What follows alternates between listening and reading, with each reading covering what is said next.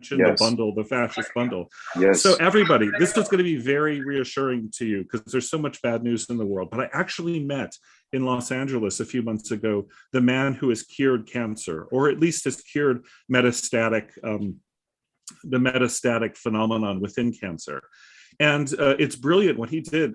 He showed pictures of how cancer cells work, and they are very interesting. They're sort of those War of the Worlds monsters with long spindly legs, and they crawl around inside your body, and that's how they create all their cancerous mischief. But as it turns out, the legs that allow them to move around the body and to spread are made of these bundles of filaments. And the filaments are held together by these little bands, sort of like the bands that hold together a barrel, let's say. And he has developed a drug that snips those little bands. It's sort of like the Achilles heel of the cancer cell.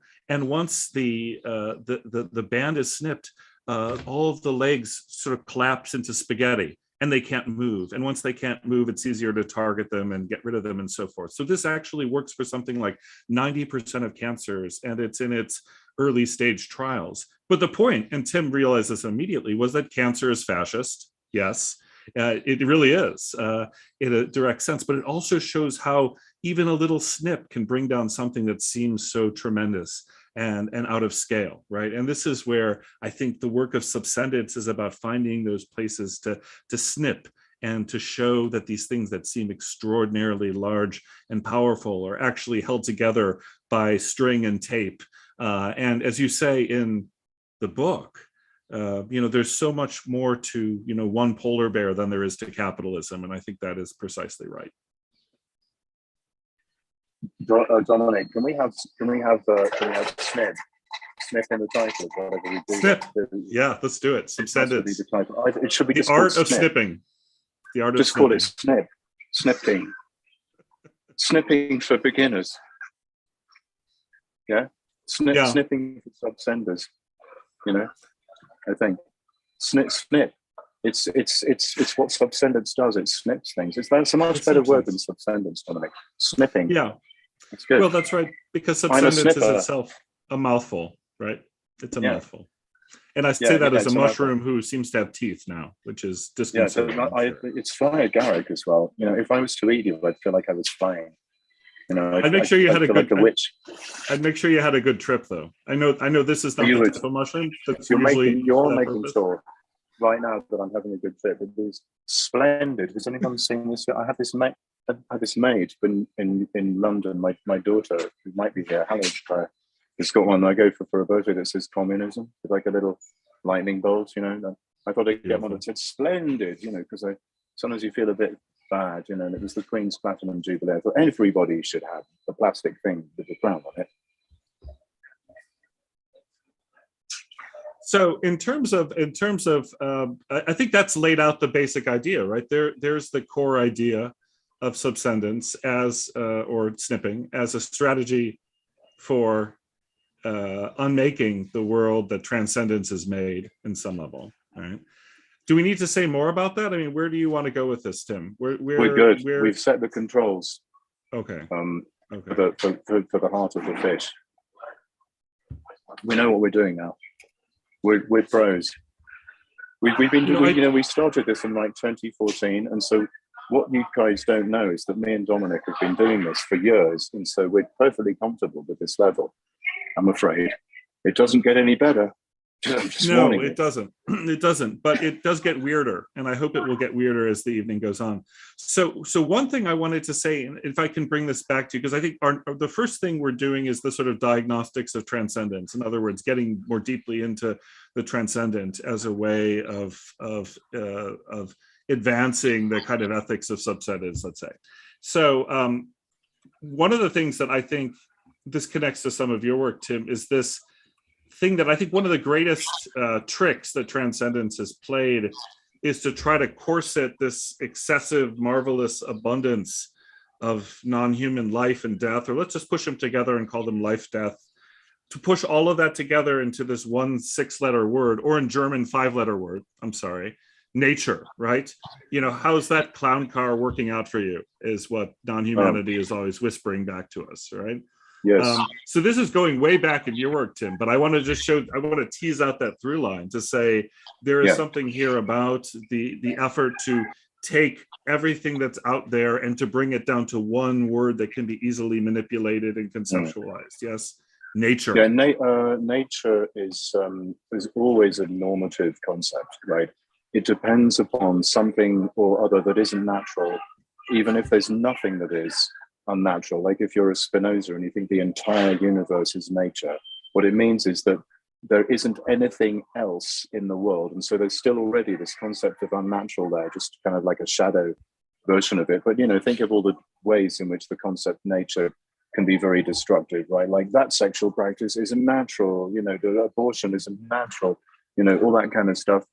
I'm saying this mostly because they just destroyed Roe versus Wade about 2 hours ago, the Supreme Court.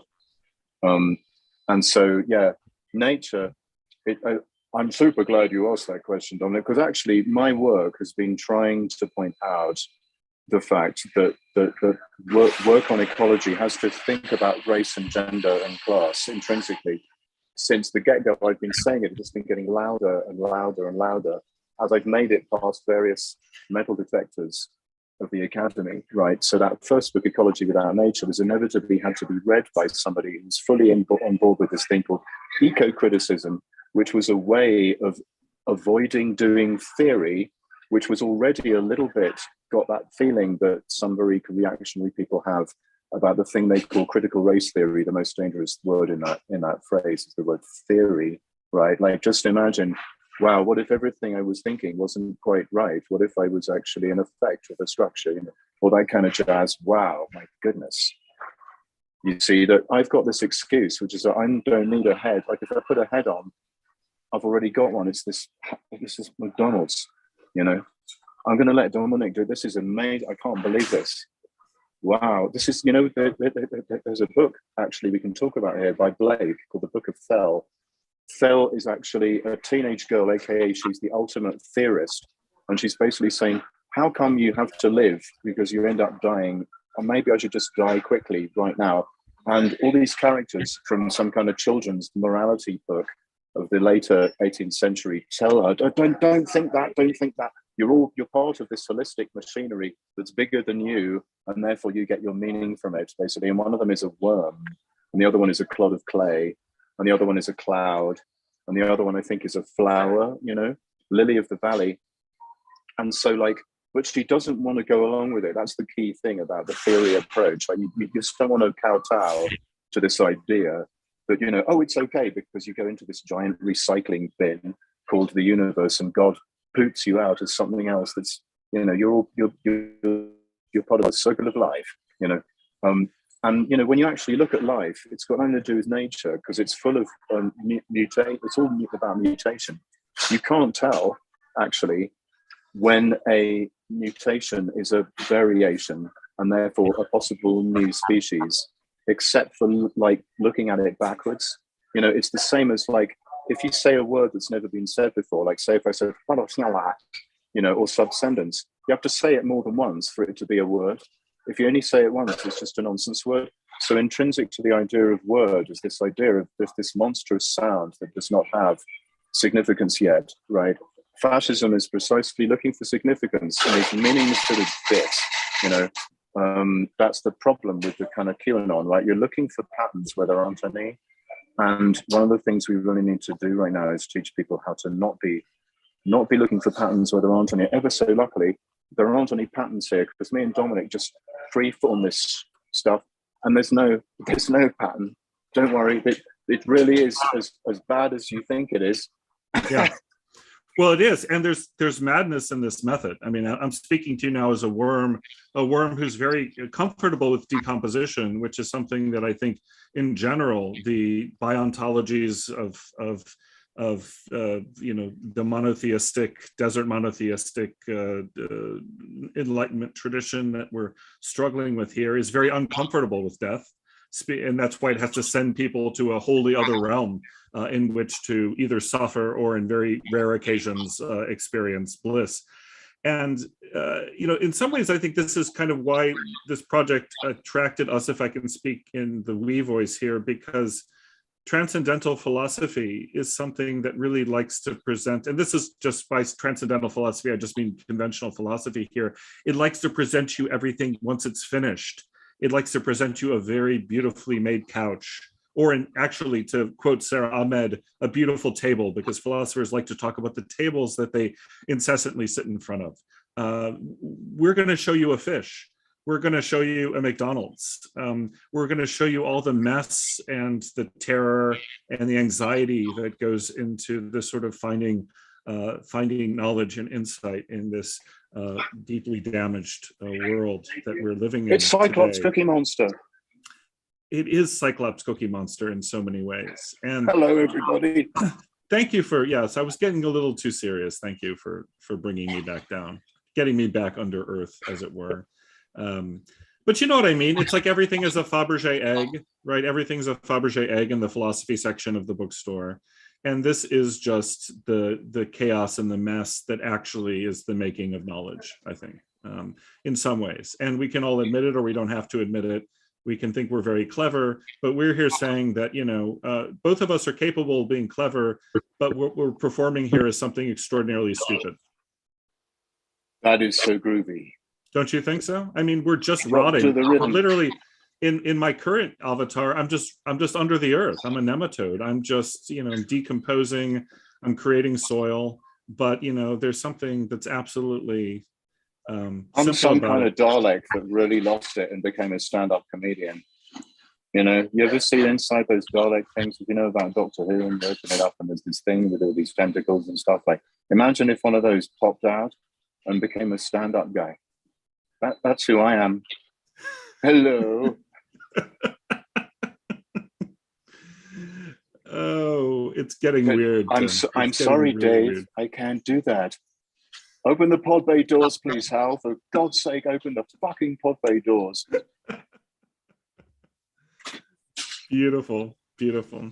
And you know what I think our greatest assistance here, I'm going to go ahead and embarrass ourselves further, is to say that, you know, we both played a lot of Dungeons and Dragons in our life, a lot of role-playing games. And in some ways, I think role-playing games is the proper way to do philosophy, don't you think? Absolutely. Indeed, you know, this is your Socrates, right? Like he's always pretending like, oh, just say I'm a carpenter for a minute. What would that be like? It's sort of very much what it's all about, you know. In particular, just pretend I'm a philosopher for a moment. You know, what would that be like? What everyone forgets about the word philosophy is that it's actually two emotions. You know, it's with my little thinking finger here. It's love, which is philos, and it's wisdom, which is also an emotion like Sophia. If you had a choice between wisdom is a set of instructions, you know, on a fortune cookie, or wisdom is an emotion, I think you're going to go with wisdom as an emotion. And the whole point of it is actually not to have an idea. You think it's about having ideas, you know, probably in your 20s, full respect, you know, but like, sometimes you might think that it's about having a really big idea and then comparing the bigness of your big idea with the bigness of somebody else's. Hopefully yours is bigger than theirs, right? Like, but you know, I wonder where they got that from. But really, ultimately, it really literally is about like trying as hard as you can not to have an idea. It's like driving down the street, right? The wisdom street. The love is the driving, the movement, and the street is called the wisdom. And the ideas are like the lampposts, and you don't want to concentrate too hard on the lampposts, otherwise you crash.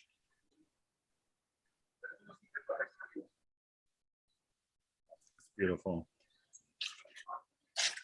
That fish, which is providing us many forms. It's like you said, it reminds me of Cookie Monster, sort of, on Sesame Street. It really is. It's Cookie Monster. So look, see, this is the mouth. Yeah, it's like a Cyclops version. You know, subsend cookie, subsendence, yay.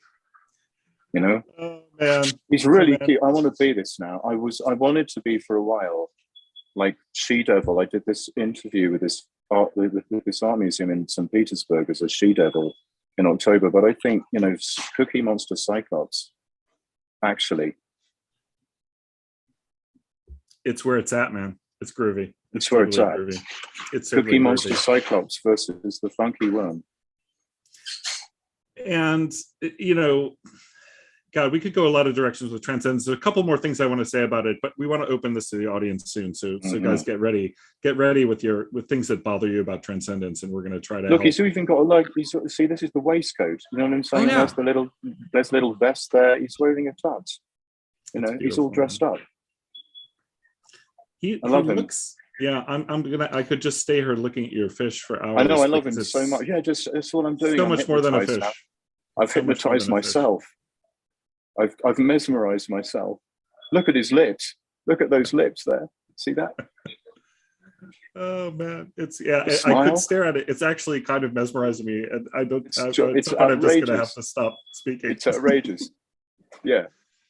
Oh, okay. This is the thing I wanted to say. This is how we're going to end global warming, people, with this kind of thing, right? It's basically, how do you grab Marlboro Man by the pussy? That's the theory. This is how you do it. For now, anyway. Tell people about the thing you're doing, the Cool America thing. Oh yeah, I'm creating this foundation. Literally, I started creating it with lawyers and everything 2 days ago, called Cool America. It works through the magic power of the word America combined with the magic power of the word cool, which is a word that even white people thought was okay to use in the 1970s, which is what it's supposed to be talking to, because it's supposed to be talking to like white guys from the 1970s, aka people like me who vote, you know. And Cool America, it's like the opposite of Make America Great Again. And it's also a verb, right? It's like, let's cool America down. Wouldn't that be cool? Remember when America was cool? Like when Jimmy Carter had solar panels on the White House, and Star Wars wasn't just a Reagan thing. And, you know, and there was that amazing Pepsi ad. You know, if you were going to, you know, reduce the fanfare for the common man to one sound, it would probably be the sound of a ring pull going, you know. And so the idea is like how to talk to that guy, because we've got 3 years to keep the temperature below or at 1.5. Yeah. And then we don't have to talk to Marlboro Man, as it were, anymore, because we would have gone way past that. But just let's try and convince Marlboro Man for a while. So I'm actually also got this manager from last week, and I'm going to go on the telly. She works with Bernie Sanders people, and she's going to put me on like Fox News and stuff. And I'm going to wear a T-shirt, Cool America T-shirt. So if you go on Twitter, you'll see our logo, which is basically a sort of burger. And the burger buns are kind of like the Muppet. I just posted it in the chat, Tim. I just posted in the chat, so people can find it there too. So if you look at the burger buns there, it's like the Muppet version of the quotation marks, right? And it's red, white, and blue because Americans like that. And it's also Pepsi colors, right? Pepsi is a feeling, isn't it? Coke is a drug, but Pepsi is the feeling of freshness. You know, there's so much hip hop with Pepsi in it. And my friend Hatham was talking about being in a hip hop band from Brooklyn where they were always on about Pepsi, you know, despite the fact that Pepsi's the one that donates to the Republican Party. It's also got this funny feeling to it. It's different, you know. And so, like, anyway, I basically that's all I've got so far. I'm creating a foundation. It's a charitable 503, whatever that is, organization, and we're going to be part of this huge group of activists. But what we're trying to do is get $10 million to spend in 5 countries, which is the critical mass, to actually get, you know, mass protest started. And this cycloptic fish is telling you that right now. So one of those countries is the USA. So let's start with America, because Marlboro Man thinks this is all a globalist conspiracy anyway. So let's just start by convincing them that actually this is the cool, you know, what's Fonzie like? You know, do you remember Pulp Fiction and Samuel Jackson's holding the gun and going, look, let's all be cool now. You know, what's Fonzie like? Also a show from the 70s. Hopefully nobody else except for Dominic is from the 70s in this crowd. But possibly Olafur's in the crowd. Hello, Olafur, if you're in the crowd. You're such a lovely chap. Yeah, he is. And welcome, Olafur, if you're there. So what do you think, Tim? Shall we start the first game? Have we rambled enough? Yeah. Game. It's time for a game. It's time to get a little audience involvement here. And listen, people, I know that this isn't the way things normally happen, but just bear with us, because I think it'll be more fun for everybody. And it will certainly help whatever we're writing about subsendence to talk it out with you guys now too. So again, where we're starting is with this game, and I'm going to type it in the chat too, if that's helpful for anybody, called Got Logos, which is Tim's idea. or Tim's name. Brilliant, I think. And the idea is now that we've gone on about some of the transcendental things that bother us, and I actually have more to say, but don't worry, I've said too much already. Tell us some of the things that bug you about transcendence. And, it could be something small, it could be something vast.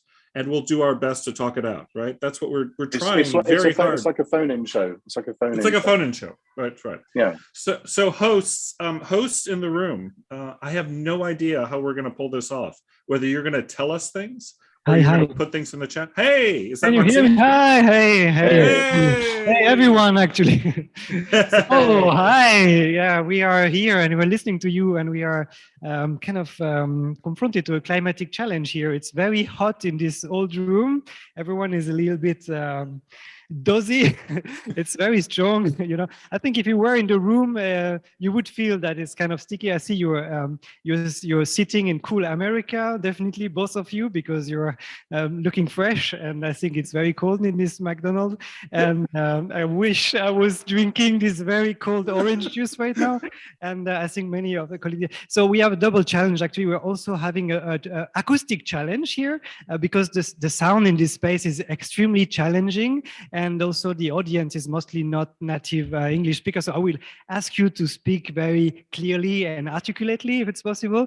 And so the first thing that bothers me right now as a hypersubjectivity transcendence problem is that, Dominic, you have this background blurring module of Zoom that is a very hypersubjective transcendence pervaded function of Zoom that makes that only you, the subject, comes out of the picture, and it's working so well that most of the time when you're not ahead, you're actually losing completely the picture. So Zoom just blurs you out, just as transcendence has this very typical tendency of blurring everything out when you're not recognizable as a hypersubject. So, exactly. So you're blurry and blurry. So I think you can have the snap camera and still turn off the blurring of the background and see how words looks like in a subsendence mode. And I think it's a good start. I think Zoom as a filter for only what is fitting in the model of transcendence. And keep it fresh, people, because we are it's burning here in Berlin. It's warm, Tim. It's warm in Berlin, and so we have to deal with, I think, overheating, global heating. Do you want to start off? Yeah, we do. I know it's bad. It's bad. It's really bad. So I was just talking to my friend Mike, right? And Mike is in his 70s, and Mike has a beautiful garden, which he basically just let it happen for decades. He used to run this lovely coffee shop in Boulder called the Trident. And he never did any kind of lawn mowing or any kind of stuff like that. He just had this very Taoist approach to gardening, And so he's always looking at the animals. He's a meditator. He's very observant about things, And he was saying to me the other day that he's been noticing these birds, and these birds that normally eat insects are now trying to chew on leaves because there aren't any insects anymore. So that it's like the birds have gone a bit crazy and they're sort of desperate, right? And it reminded me actually of this Blake poem called, I wrote it in the chat, called Auguries of Innocence. And augury is like when you look at the coffee, the pattern in the coffee grounds, and you try to see those letters and stuff, right? And so like trying to see, patterns in things, trying to see, like predict the future from the past, So there's a few lines in this poem by William Blake called Auguries of Innocence, which are very like that. And one of them is, the dog starved at his master's gate predicts the ruin of the state. The dove house filled with doves and pigeons shatters hell through all its regions. And so it's like these little animals, and they also, I read a lot of biology, and they say that the mass extinction signal is exactly that. It's not to do with things suddenly disappearing. It's to do with some slight reduction or change in something. Like there's slightly fewer fish than there used to be. These little birds over here are now trying to chew leaves. That's exactly the mass extinction, not the extinction. You would have thought the mass extinction would be something that was really hyper, but actually the signal is very hypo, and that's what's disturbing about it. you know, that actually our world, it kind of looks the same, but it's a little bit like somebody pulled the cloth, right? And all the stuff is there, but the trouble is actually they pulled the table, you know, and it's like Roadrunner, Wile E. Coyote ran out over the cliff, realized, oh my God, I ran over the cliff. Then they fall into the chasm, you know. So this is the situation. I mean, I don't even have to repeat it to you. I'm friends with the Climate Therapy Alliance. You know, if you don't know these people, you should actually write to my friend on Twitter, Caroline Hickman of the Climate Therapy Alliance. If you're experiencing what I'm experiencing a lot all the time now, which is geotrauma, right? Geotrauma or eco-trauma is now a recognized psychological condition, and you can talk to them, and they have this wonderful slogan, which is also very subscendent, actually.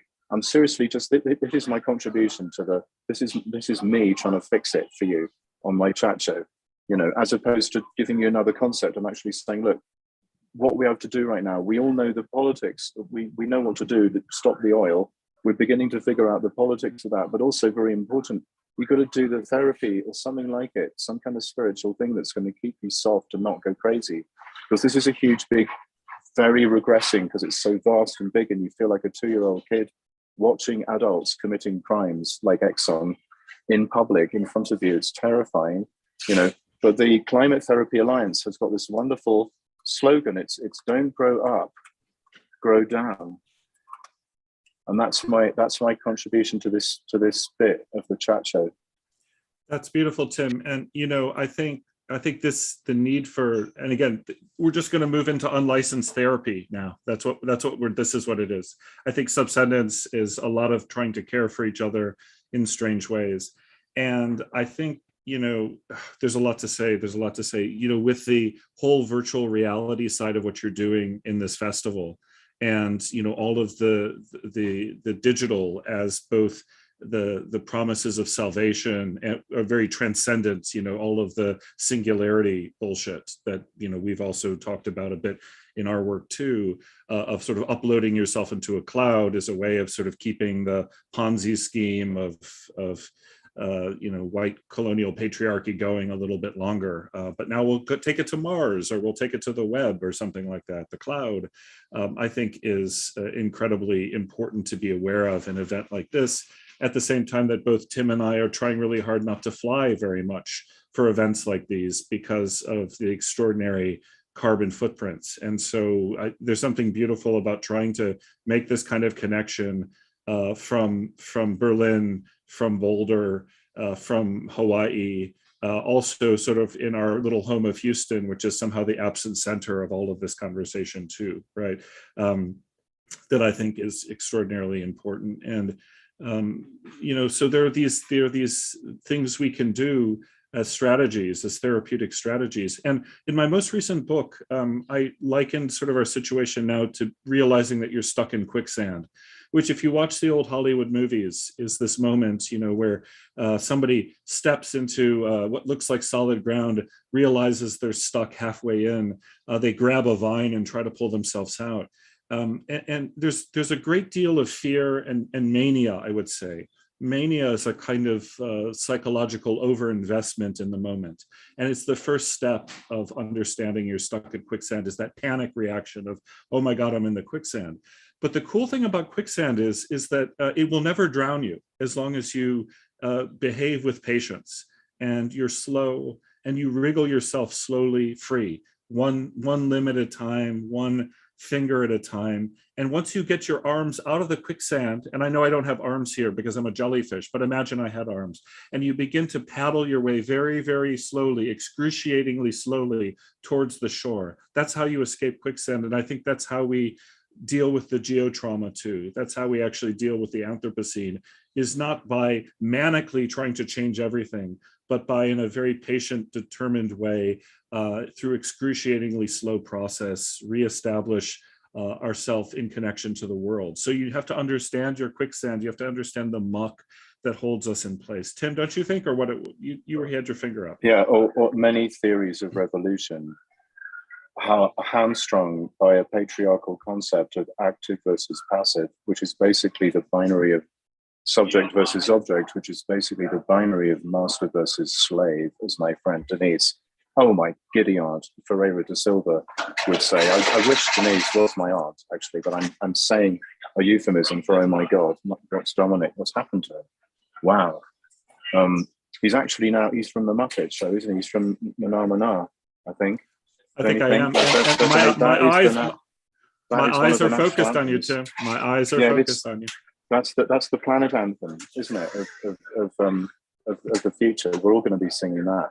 So I think, you know, revolutions so far have failed because they have not included non-human beings in them, and they've had this concept of act, which is very macho, and so there's this binary between, you know, revolutionary action and incrementalism. But this is as Richard III in Shakespeare would have said, a thing devised by the enemy to keep the strong in awe, to do my best Laurence Olivier voice, right? This binary is actually designed to paralyze you, because I'm not big enough and male enough to do a big action. I'm going to leave that to people like Lenin. I'm going to let the big, grey, bearded, old guy in the sky called Slavoj Žižek say that for me. You know, like, you see what I did there? Slavoj himself doesn't want to be that, you know, but there's a lot of people who think Slavoj could be that, right? Like, and there's a lot of people who are trying to get validation from some invisible being, even if it's just the abstract kind of internet looking at you, like giving you the thumbs up or the A for whatever you're doing. And there's a lot of disrespecting of doing little tiny things, right?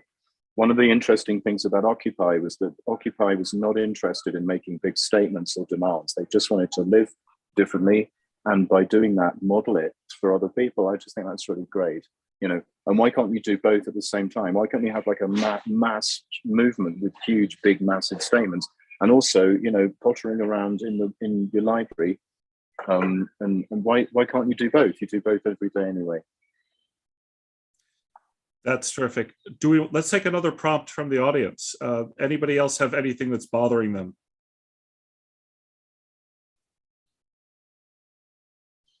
Someone here? Okay, thanks a lot. Thanks, Tim and Dominic. It's just, yeah, a pleasure. My brain is already porous with lots of chewing Cookie Monster cycles. Coming to the point of growing down, I think growing down does not mean don't looking up. When you were start talking, I was just referring to, like, yeah, my desire to live in suspension like an aerosol, but I have to pee somehow. It's like we would like to look up, but you say like we grow down. I try to live with this kind of dissonance, but maybe you have some thoughts on that, like how up and down. Sure. Yeah. It's not don't look up, it's don't grow up. Yeah. There's a way in which, you know, adult means somebody who never talks to supposedly inanimate objects as if they're alive, and child means someone who can, someone for whom it's still okay to talk to this as if it was alive or sentient or conscious or something like that. Right? That's like the standard definition of child across the earth, right? But wouldn't it be great if people of this age, I'm 54, could actually talk to this like it was alive? You know, that's kind of like what we actually want right now. This is the growing down that I'm talking about here. So it's not about look and don't look up. It's not about don't have a vision. This is a vision, right? This is like reality is alive. Life is saying something very true about the universe, which is that this is a quantum universe based on the possibility of genuinely new things happening, right? Like a quantum universe implies you can have truly random numbers, which means there can be a genuinely different future, right? Life is actually a kind of biograph, like a photograph, but it's made out of life, of the quantum level of the universe, because at a certain corner of the universe called life forms, time is actually going backwards a little bit. There is not this mechanical forwards motion, this teleology of going from A to B. There's this slight reversal of entropy happening all the time, which is why I don't collapse into powder. Funnily enough, the fact that I appear to be solid is because actually there's all these quantum things happening on the surface of me and inside of me, and you wouldn't believe the number of quantum things that actually make life forms work, right? Like photosynthesis depends upon quantum superposition inside the organelle called the chloroplast, right? Where the photon is like everywhere for like a femtosecond, and then it kind of goes down a certain pathway. There are these little quantum scale magnets in the eyes of birds, so they don't actually have to be in an electromagnetic field to detect what the direction is. And this is in general because life itself is saying something true about the universe, because alive doesn't actually mean alive versus not alive, or alive versus dead, like Dominic was suggesting, right? Alive just means quivering or vibrating, right? Like the most honest word for life, as opposed to bios, which is a biological concept, or Zoe, which is like a juridical legal fiction. Like these guys are just animals, so you can torture and kill them, or no matter what, right? Is the word thumos, right? The last syllable of the word rhythm. In fact, well, the last time I was in Berlin, I was in a sexuality seminar, and it was a very interesting seminar by my friend Beth. And in the middle of it, I suddenly thought, do I even know what the word rhythm means? Because we say, what is rhythm? Well, it's the measurement of rhythm. There's this funny kind of infinite regress, right? The RHY part of the word is like diarrhea. It just means flowing, fluid, yeah? And the thum part is actually this Greek word thumos. And thumos is the quality of alive, which is vibrating or quivering, right? And it's like palpitating. Why can you have a heart attack? Because, from a certain distance, your heart is going gung, gung, gung, gung. But when you do an echocardiogram, it's actually going right? That is alive, right? And like molecules do that, electrons do that. Everything has a very specific amplitude and frequency. There is no vanilla, transparent anything in the universe. That's the other lovely thing about quantum theory. There is a genuine future, and there's no possibility for patriarchal ideology to be true or white supremacy to be true, because those depend upon a concept of a transparent subject, and there is no transparent anything in the universe. There's red energy, and there's blue energy, and there's green energy, and there's purple energy. And, I don't know why I was pointing here. It's because I talking about Prince with this singer called Laura Mvula right now. And I said that one of her songs is like, I Would Die For You, on that album called Purple Rain. So when I said purple, I just suddenly thought, oh, purple, it reminds me of something, yeah. Oh, Prince was pure purple energy. I wanted to just say that I think it's actually quite beautiful. And I'm sorry I don't know your name in the audience, but this idea of trying to live like an aerosol, because actually I think that's exactly what Tim is saying, and sort of embracing vibration and embracing a sense of porousness. This has been, I think, one of the great tricks of whatever we want to call this tradition. I at one point was calling it andro, leuco, hetero, petro modernity, because I couldn't think of a sufficiently ugly word. So I just kept tacking things on together, but you know what I mean. White imperial patriarchy, this idea of boundedness, this idea of the boundedness of the subject, because of course you can't control anything until you control your own body. It's the basis of Roman property law too. The first form of ownership is the ownership of your body, the ownership of your labor. And from that, very quickly we get John Locke and political liberalism, and the idea that once we own our productive capacities, it becomes a matter of divine blessing to develop the technologies that enhance those productive capacities. And guess what? If some people aren't producing fast enough or better enough, we should be able to take the resources away from them. And that's the pretext for several hundred years of colonization too, and expropriation of lands and so forth. But if you begin with the idea that you don't really control your body, and you don't really have a boundedness with respect to the universe, I don't think you can ever get to this point, which I would say is the transcendent point of believing that it's worth building a pyramid in honor of your own magnificence, even if that pyramid is very small. And Tim and I were just talking in our last conversation about something called pyramid civilization, which may be the civilization we're living in, right? It's a civilization of pyramid schemes of various kinds, right? Let's call it pyramid civilization. And let's see what we can do to begin pulling like a Jenga tower, pulling those little blocks out from under it. Amazing, thanks. Yeah, that's really great. I think both threads you brought up, like the one is like possibly thinking through quantum mechanics, not thinking like growing down, but the desire to look up, but really thinking both, or so to say, or connecting it through consciousness, and then also the boundedness. I mean, yeah, I think that's really possibly overcoming this feeling like a tiny thing as an aerosol, not taking part in the world. Or I like also the term of biography, like thinking of biographies, many of biographies, and to come up with the idea of civilizations and so on, maybe through travel communities, as we are all becoming aerosols. But yeah, that's great. Thanks a lot. Yeah, it stimulates. It's a pleasure. Pleasure. Let's do another prompt. Oh yeah. Let's do one more prompt in this game, and then we can see maybe about playing with the other game. Yeah. Is there anyone else who has a problem here that would be submitted? Tim, I'm a centipede in this. I don't know if you can tell. I'm a centipede who's developing an intimate relationship with this carrot. I'm not quite sure what's going on here. I love it. But it's one definitely of you guys is a metaphor for the other one, but yeah, I'm not sure which one. I'm just gonna go on this side too to show that I'm capable of love from all different directions here. Yeah. So you both have these rhizomic little things going out of you. You know, the Earth is a very cool place. Mm-hmm. Yeah. Looking up, I take to be actually knowing that there's a future and that the future can be different from the past. You know, that's very, very super important to hold on to. Knowing that the future can be different from the past, actually can be for real, ontologically different, no matter what, you know, the powers that be try to build the past out into the so-called future, but actually that's just repeating the past, isn't it?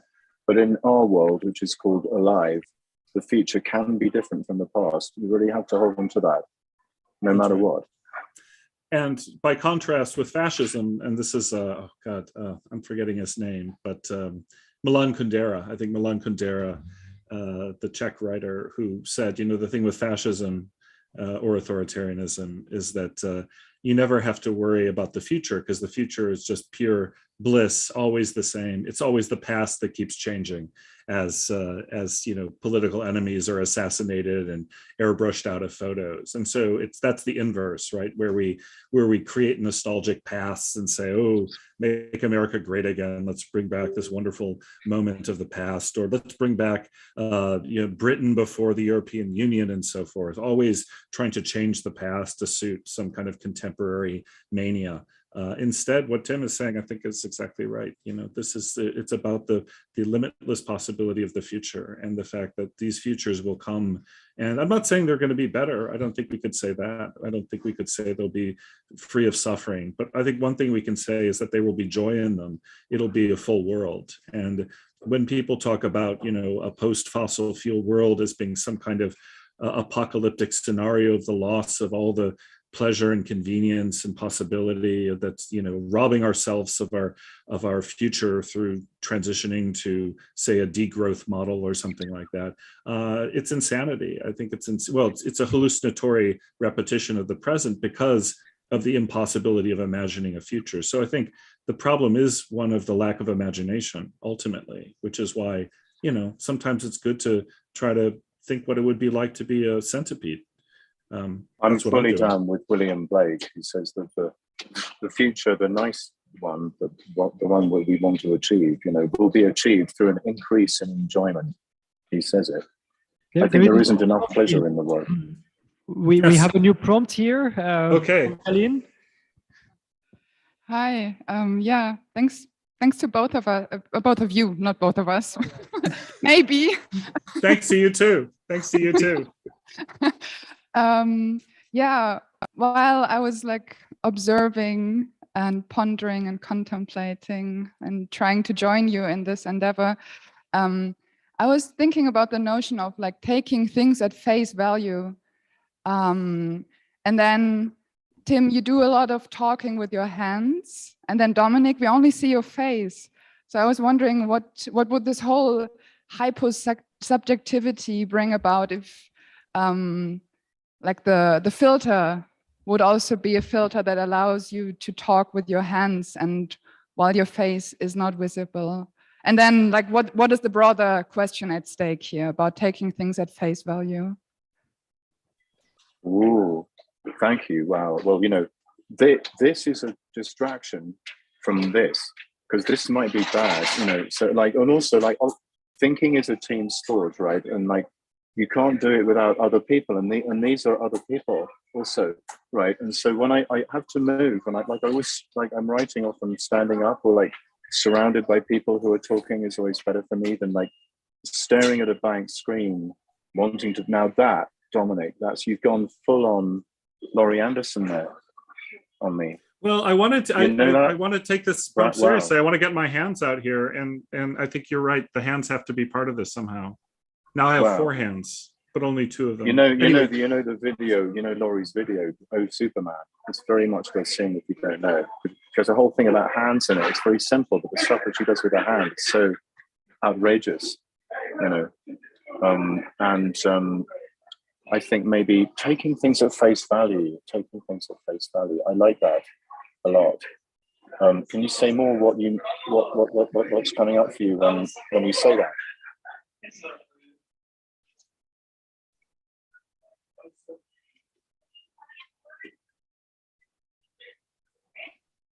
Yeah, the entire question of hyposubjectivity might be a question of how we relate to this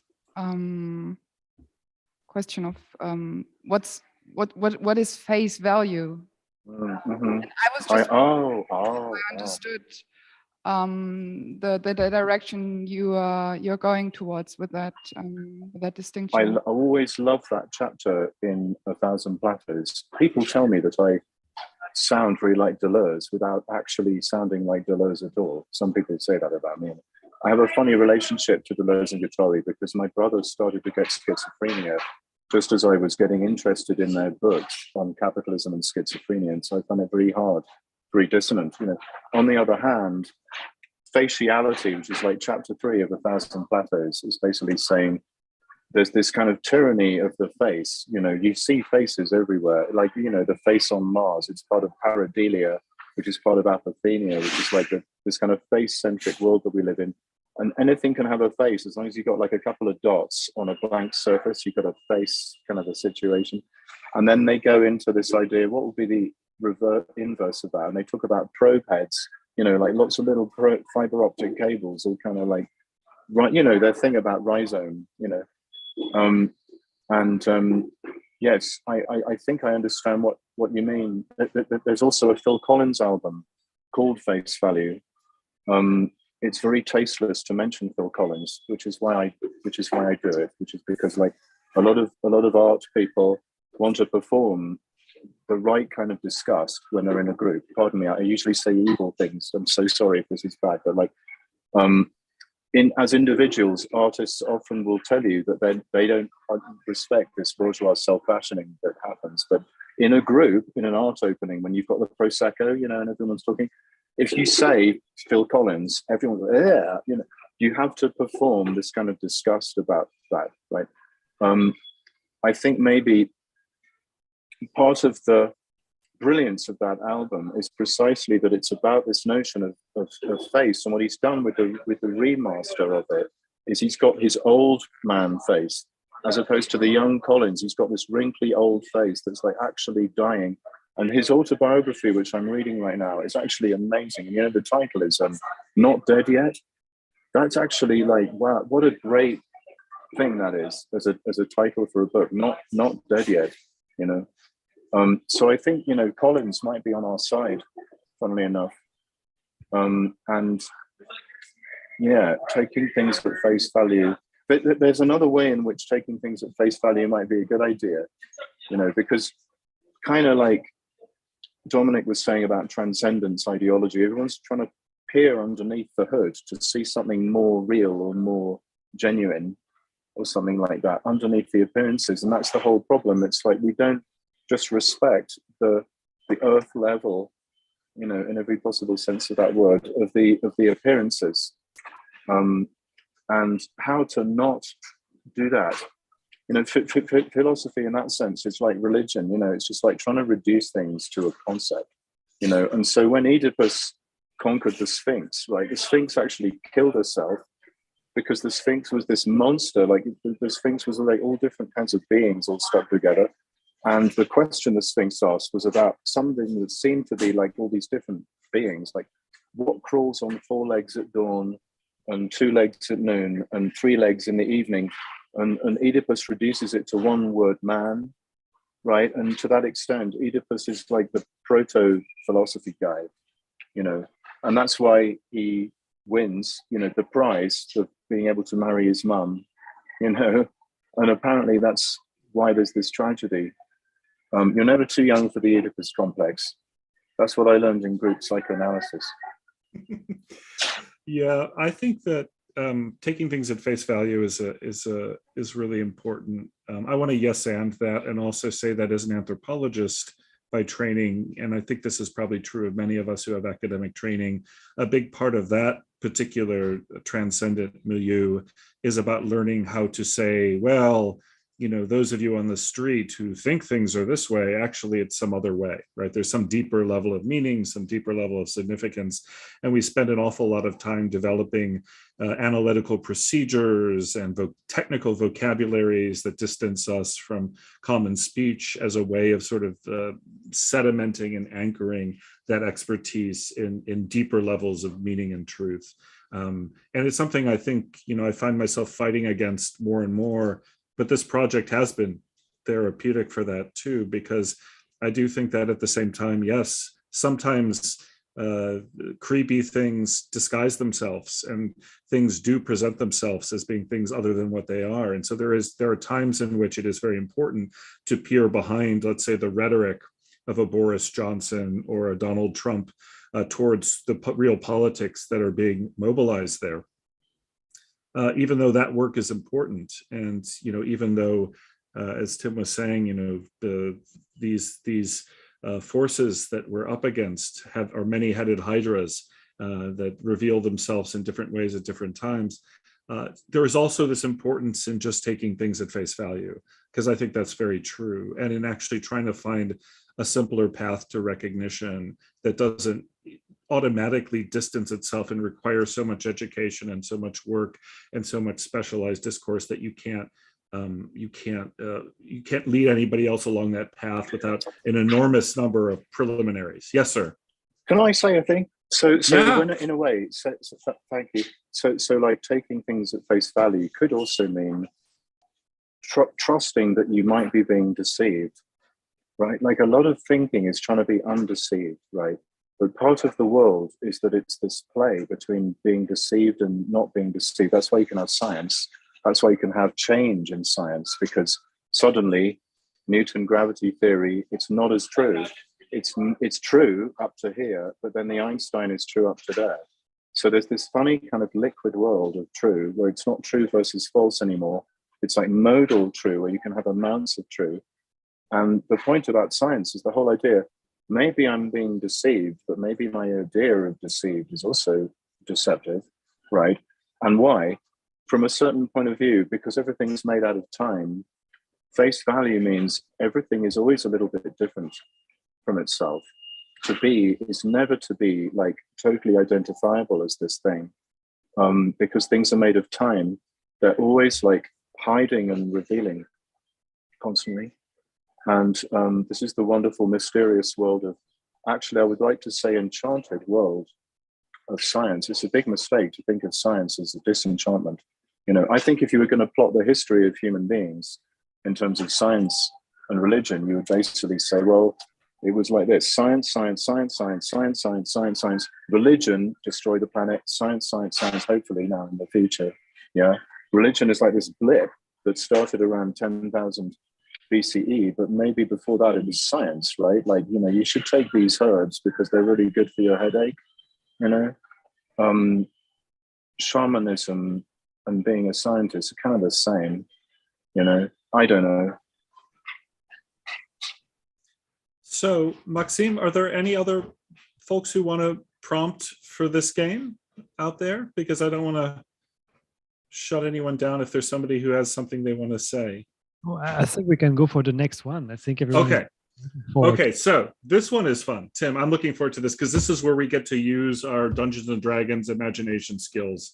We get to go back or forward towards the little pieces of composing better worlds. So in this game, and this is more of a kind of conventional improv game, you're going to give us characters and scenes to play out.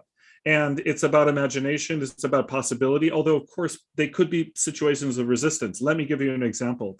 When I asked Brija yesterday for a prompt, she said, well, the thing that bothered her was the idea that the Space Force was created by Trump. The US started a new branch of the military under Trump, which is somehow perfect, right? In so many ways, the sort of zombie reinterpretation of the 1950s, 1960s American ambition. All of that is Donald Trump and this idea that now we're going to go to space, but of course we're going to go there as a military above all. So she was bothered that Donald Trump had created the Space Force. And of course, Tim just did this book on spacecraft, so probably has a lot of thoughts about that. But then the scene she gave us, and we could play it to start if you want to, is that we're two aliens that are on Mars when Elon Musk arrives. Does that sound like a fun one to play out? That's great. Okay. I love it. So that's an example of a situation, of sort of an imaginative situation you can put us in that, again, somehow plays with the transcended subsendence spectrum. Yeah. You know, there are these characters in British children's TV from the 60s called the Clangers. And they are basically like aliens who live on the moon, and a space guy comes down in a lunar module and he sees these little guys. They're basically mice made of wool that make hooting sounds to communicate, and he's absolutely terrified by them, and he runs back to his ship and goes away. So the kind of the colonialism fails, and it's not because they're being threatening, it's because they're just being weirdly cutely themselves. And so I think if I was a Martian and see Elon Musk coming down, I might be really tempted to just carry on my day, you know, and make little hooting noises, and I'm sure it would disconcert Musk, and also make Musk realize that really, phenomenologically, to use a posh word, he's still on planet Earth. He didn't do anything by moving tape measure millions of miles. He's still on Earth because he has to create a biosphere from nothing, and he's relating to that planet as he's kind of a human being guy, if human he is, relates to Earth, right? As this kind of colonial project. So he hasn't done anything. He just wasted a bunch of rocket fuel. And so I think if I was a Martian, I'd be looking at him like, wow, this guy, he thinks he's doing something, but what is he doing? You know, he's doing nothing. What's he up to? I'm fascinated. I'm a bit slightly saddened, you know, and bemused, but kind of smiling. If you want to see, so on Twitter the other day, my friend Sean, who's an animator, got the book Spacecraft and put it in the hands of a clanger, right? So I'm going to try and get this for you on the images. So I'm going to try and put it on the chat so you can all have the fun that I've been having, which is actually seeing a clanger from my childhood reading my book, which is, you know, like, wow. Okay, so let me just, I need to email this to myself, I think, and then I need to just. Okay, while you're doing that, should I talk a little bit about the Musk scenario? Please. So if I were a Martian, Please. So I love this. I love this. This is what I want to yes and, that he's still on Earth. All he has done is try to extend terrestrial conditions. And so again, if you haven't read Kim Stanley Robinson's Mars series, I mean, this is something you should all read. But the idea of not only terraforming the escape mission, and here I am as a Martian and thinking about just how dry and cold it is, and how wonderful the dry and coldness is, and how this being is coming with these sort of warm and wet expectations, and just how disappointed. What I'm gonna relish is Musk's utter disappointment that when he finally lands on Mars, he realizes that in fact it is not his biome in any way, shape, or form, and his attempt then frantically to try to recreate something that looks like his biome in this, and that somehow this is a future, that he believes that this is a future that helps to solve the problems that have been generated on Earth. That's the conversation I want to, that would be the scene I'd want to set up with him, would be to talk about sort of why are you here? Why are you here, Elon? Really, why are you here? And I think it would get very quickly into sort of his feelings of just having, as men so often do, pushed the argument so far and denied listening and sort of doubled down upon stupid ideas until finally they end up on Mars, right? I mean, there's sort of like in any bad relationship you've had with a guy where eventually he keeps telling you, keeps gaslighting you and telling you you're stupid and that you're the one who's the problem. And that finally, at the end of the day, he gets to Mars and he has to finally perhaps admit that he's the problem. I don't know. That would be the breakthrough moment I would try to do in the scene. And I think then you would make a kind of comedy porn film called Wet Expectations. Wet Expectations. I love it. Like Dickens writes porn on Mars. I love that. I love that. Okay, so anyway, the weirder the better is what I would say. Weird, just, I know it's hot, and I'm apologize that it's actually not that cool where I am, because Hawaii is a place where electricity is very expensive, and they've wisely designed their houses to make the most of the trade wind breezes. So the wind blows through houses here in a way that kind of creates a natural ventilation. So where it's not cold, it's never very hot either. So I just want to recognize and empathize with the situation of heat and humidity and exhaustion that may be taking place in Berlin. Nonetheless, if you think it was fun, I think Tim and I would love to create with you a little bit, to imagine some ridiculous scenarios. I think that would be a fun way to wrap up the evening. So let her rip, as we say, as a virus would say to you, Tim. As a virus would say to a guy sitting in a McDonald's. I'm coming for you, Tim. So a virus walks into a McDonald's. There's so many of them already there, and that's why the bleach and the is guy there. says, "You sucker." All right, Maxime, what's happening in the room?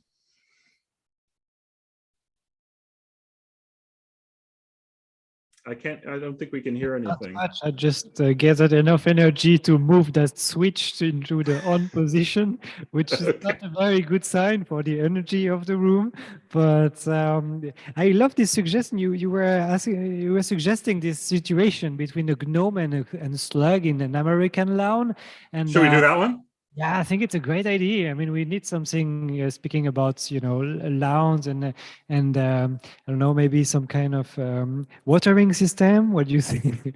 Or some kind of rain coming up, that would be, I think, something really nice to hear. So you guys, I think Tim is the gnome. I don't know why. I'll be the lawn. Yeah. I can totally be the lawn. Oh, you're going to play the lawn. The first thing I want to say is that I'm really traumatized. I can hardly speak because I keep being wiped all the time, erased. So I've got this feeling inside of like PTSD. It's like I'm rigid with I can't quite get the words out. That's how I feel right now as a lawn.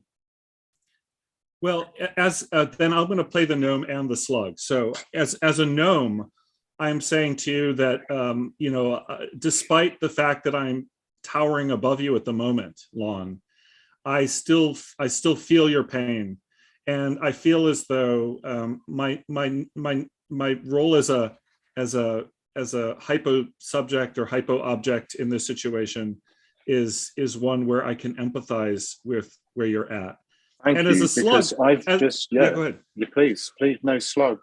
No, I was going to jump in. I'm going to do two characters, so I'm not going to do funny voice because I'm not good at voices. But as slug, I'm saying to you, Lon, that on the one hand, I sympathize. You're also my home. You're also my shelter, and so there is a way in which I love you even in your form, because I need the shelter of your blades. Although I understand that you feel traumatized by this, I want you to understand that also there's a little part of me that sort of loves you as you are. Thank you. I was talking to this lawnmower the other day, and I said, "You can't win, Darth. Cut me down, and I will become more powerful than you can possibly imagine." Oh my God. And so, I think speaking as the gnome here, one of the things I've been very excited about is watching you and your human companion, Tim Morton, as you've been trying to rewild yourself. And I want to ask you how you feel about that. How do you feel about the fact that your companion seems to be interested in putting in weeds and in allowing things to be unkempt, and yet still legions of people with jetpack leaf blowers show up to kind of get you in trouble, and they keep trying to cut you down, but he's resisting a little bit. How's that all going? It's actually quite nice, but what's funny about it is that the change, the traumatization is very slow. You know, it's very, very, very incremental. There are little bits of me kind of coming out and like growing and expanding, but there's no real huge big change going on. You know, so I've kind of given up the idea that I'm going to look and feel really different really soon, and I'm just like okay, therefore, with this kind of grief. You know, like I've been basically turned into an expression of some human being's sense of private property. You know, but the trouble is, of course, they can't really do that. Like there's slugs living in me, and there's gnomes living on top of me. You know, and there's no real way to actually do that. And so they keep trying over and over again because there's no real way to actually do that, because things just keep on living. And that's where the violence is for me. It's like I've got PTSD, but also I have sympathy for the lawnmower who also has the PTSD. They have this compulsion to repeat this action of mowing me all the time. And I've just figured out actually that I forgive the lawnmower in the same way that this poet I was reading called William Blake has this proverb in the Proverbs of Hell, and this beautiful parody called The Marriage of Heaven and Hell. You know, and he basically says, the cut worm forgives the plow. And as I'm talking to you, I'm suddenly realizing how cut worms might feel. Like bits of me keep getting cut down, but I can forgive this guy because actually they're also part of the same problem. You know, and it makes me think about some of my Tibetan teacher friends, because funnily enough, Blades of Grass are friends with Tibetan teachers. You know, and some of them are basically like when they were imprisoned by the Chinese. One of them said, actually, I spent most of my time praying for the guards because they were suffering very badly. Speaking as a slug, I want to acknowledge that we live in a very wet environment in Houston. And oftentimes the problem with being lawn is the incredible wasteful use of water that involves, right? Not just the sort of ecocidal aspect of killing off all the plants. And actually, I feel hunted as a slug too. They are putting down things to try to kill me off too, and it's no good. And it's something that bothers me at a really basic level, existential level, and creates a lot of angst and dread. But we do live in a place where there's a lot of water. And in that sense, you know, one of the arguments for lawnishness is removed. But on the other hand, lawns are not always the optimal way of being in a very wet, warm place like Houston. And so Gnome here, I'm wondering, what would you think about becoming a rain garden? Would you be open to that? Would you be open to transformation into a rain garden? What if we could convince Tim Morton to do that? I would be so happy, but you know, a newspaper fell on me just this morning, and the newspaper said Houston has just imposed a drought water conservation ordinance. And so funnily enough, there's not going to be a bunch of lawn sprinklers happening on my surface anytime soon, because now people are forbidden from doing this thing. Because funnily enough, and this is the funny thing about this town I've heard about called Boulder, Colorado, which is huge. One might have experienced it in the past as a place where there's a lot of drought. But funnily enough, I'm looking at it now and it's so green. But do you know why it's green? Because all the glaciers are melting and there's this torrent coming in to the Boulder Creek. And I've taken lots of videos of the water's right up to the edge there, you know. Speaking here as the avatar of the lawn called Tim. I'm basically a puppeteer. I work Tim's arms and legs. You know, he's off in Boulder right now. I'm the lawn sort of Svengali guy who's in charge of all that. You see, I've got these good, nice little manipulative blades here that worked this guy to death. You know, the flooding, and again, speaking as a gnome who probably occasionally gets human media from time to time, you know, because I'm out there, I'm looking through the back window, probably I'm watching cable TV from time to time. You know, no offense. I'm hearing also floods in Yellowstone, massive floods in Yellowstone Park, washing away roads that haven't been washed away for a great deal of time. So I'm hearing you on the glacier Did a front. guy on the lawn just talk about offense? You said no offense. That's well, it's a little viral joke. No offense. I do want to talk about. Can I say one thing about breaking out of game for a second? Can I say one thing about rain gardens? Because this is the thing I wanted to say earlier, and it may be of some interest to our deeply suffering audience here. On the subject of transcendence and command and control. One of the great things and the great problems in Houston, which is the city where Tim and I do most of our living and thinking, is that it is a flooded city. It's a city that was a megalopolis built in a swamp that has always struggled to manage to divide dry land from watercourse. And in fact, it's probably been the central existential struggle of the city, and it's something we've thought a bit about. I had an amazing conversation. Well, first of all, let me say this. Right now in the city, and Tim, I don't know if you're aware of this, right now they have passed, or rather there is a proposal out to dig massive stormwater tunnels under the city, which will cost $100 million a mile. So probably $200 or $300 billion as a whole project to dig stormwater tunnels under the city that will in no way actually change the prospects of flooding, but will create an enormous amount of expense and finance. They're sort of pyramids built underground, if you can imagine that. Massive sort of transcendent, hyper-subjective structures, celebrating. Dominic, you can't even get over the pyramids of sand and gravel over the ground because they're digging up all the roads to improve the roads that look like worse than Beirut. I know because I've been to Beirut. So now they're digging them underground. This is great. There's going to be no one's going to be able to live at all. Right.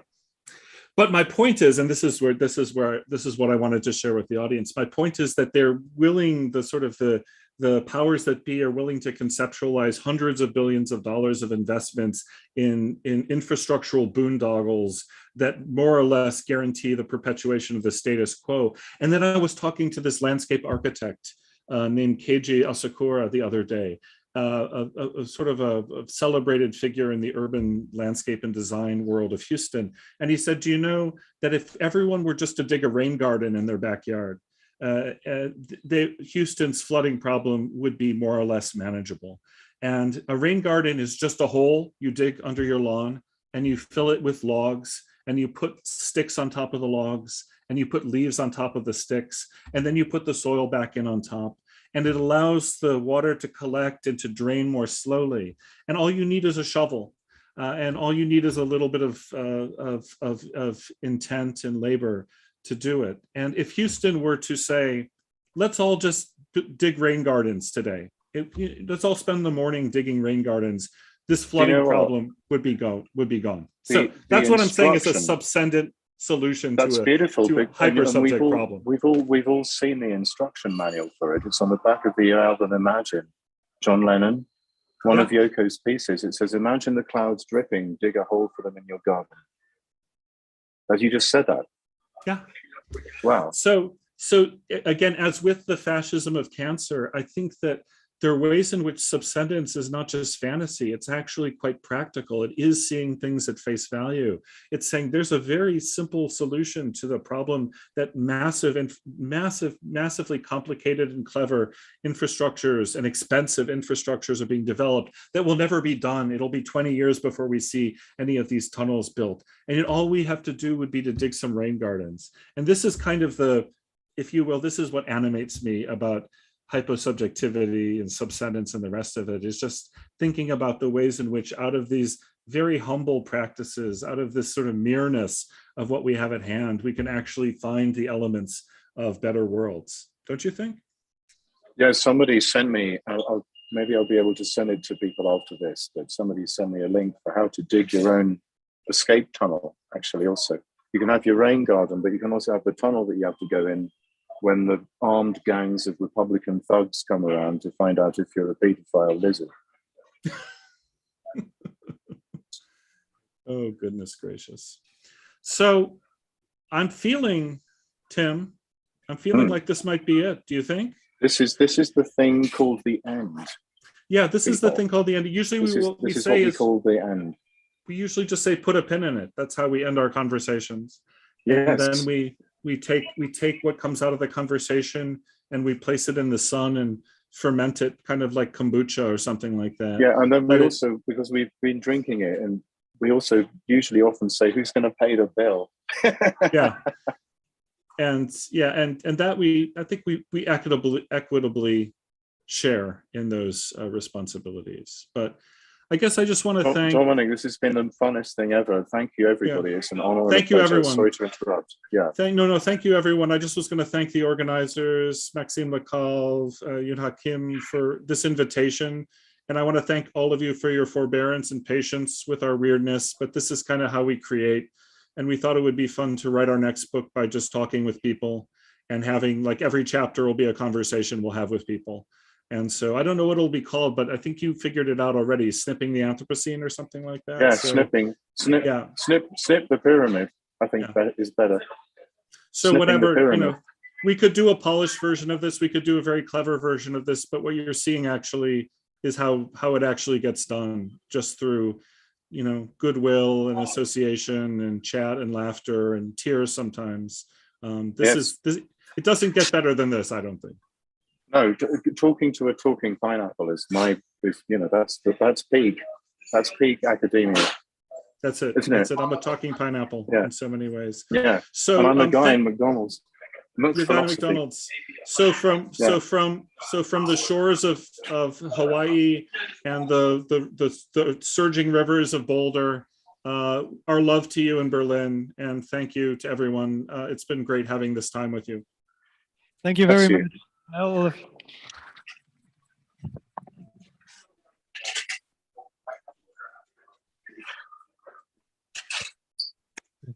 Thank you so much. And so we said we would do some kind of credit in the end. Tim Morton is a professor at Rice and he's working on ecology. You can, there is so much over the internet that he's doing already. I just wanted to ask you, what are you doing at the moment? Are you doing, like, you did a talk on spacecrafts? It's I'm writing a book called Hell on Earth. Imagine a master that you couldn't serve properly because they have so many rules. That's basically everybody's idea about God, and that's why you have religion. Now imagine a servant who does everything you say, exactly what you say, including all the unintended consequences of what you say come to do. And that's every story you've ever heard about the devil, but it's also everything about the biosphere, right? Like, you get an avocado from Chile and you waste a lot of fossil fuels, you wash your hands with the antibacterial soap and it makes the bacteria evolve. Basically what I'm saying is we are living inside the body of Satan, and we are Satan. And now that we know that, what are we going to do about the fact that we live in hell? Excellent. It's very promising, Tim. We are looking forward to reading this. Dominic Boyer is an electric anthropologist. He first worked on journalism, did lots of field work here in Berlin, and is together with his wife, Simone Hau, who was in Berlin a few weeks ago, actually, or 1 week. They are working together on energy, and they have an amazing podcast you should look up. It's a lot of anthropology talk going on there. And what are you working on there in Hawaii, Dominic? Maxime, did you call me an electric anthropologist? Because if you did, thank you. That's the highest praise I've ever received. Is I'm an electric. You can plug me right in, right, and we'll see what happens. So what I'm doing, what Simone and I are doing in Hawaii right now is working on a project that is tracing what happens to water when it melts. So what happens to the water when it melts? We've worked in Iceland for many years, and we're following the water to where it ends up. And Honolulu is the city that receives the most melt from Greenland of any city in the United States. And they're struggling very much with planning around sea level rise. So it's really trying to understand how people are coming to terms with sea level rise. And there's something about the invisible kinds of globalization that are happening through Earth system shifts. So hydrological globalization, globalization through water, and something I'm interested in Houston as well, and I think Tim is also, is the amphibiousness, the coming water, how we learn to live in watery places. And so that's something we're thinking about here too. But many projects, many of them more serious than the ones that Tim and I do. But Tim and I and our fish and our lizards and our pineapples, are trying to find our own little niches in the ecosystem of thought too. Well, thank you very much for your time and for your energy, and see you again very soon. I hope so.